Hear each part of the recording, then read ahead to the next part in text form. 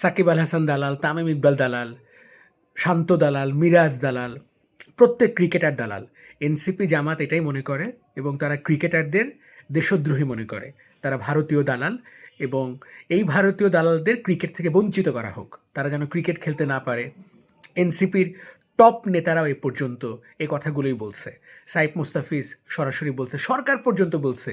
সরকারের মাথা মোটা উপপ্রেস সচিব আবুল কালাম আজাদ মজুমদার, বিশাল একটা নাম, মনে হচ্ছে মাওলানা, সেই মাওলানা বিশ্ব জ্ঞান ভাণ্ডার, তিনি বলেছেন বিশ্বকাপ না খেললে কী হয়। অর্থাৎ ক্রিকেটাররা অবাঞ্ছিত এই বাংলাদেশে। তো এই অবাঞ্ছিতদের আপনারা ঘৃণা করেন, ক্রিকেটারদের ভারতীয় দালাল বলেন, ক্রিকেটারদের ক্রিকেট থেকে বঞ্চিত করা হোক, ক্রিকেট নিষিদ্ধ করা হোক বাংলাদেশে। তো ভালো কথা, সব কিছুই মানছি। তো এই ক্রিকেটারদের আপনি ভারতে পাঠান, সমস্যা কী? মানে এই ক্রিকেটাররা ক্রিকেট না খেলেও তো সমস্যা নাই, ক্রিকেটারদের সব কিছু থেকে বঞ্চিত করা হোক। ক্রিকেটারদের নিরাপত্তা নাই, ক্রিকেটারদের ঘৃণা করেন, ক্রিকেটাররা সব কিছুর মানে নন্দ ঘোষেরা। তো এই বাজে অসভ্য এইদেরকে আপনি ভারতে পাঠান, ক্রিকেট খেলে আসুক। খেললেও কিছু যায় আসে না, না খেললেও কিছু যায় আসে না, তো খেলে আসুক। মানে ওদের পক্ষে কথা বললে এখন ভারতীয় দালাল, কুত্তার বাচ্চারা।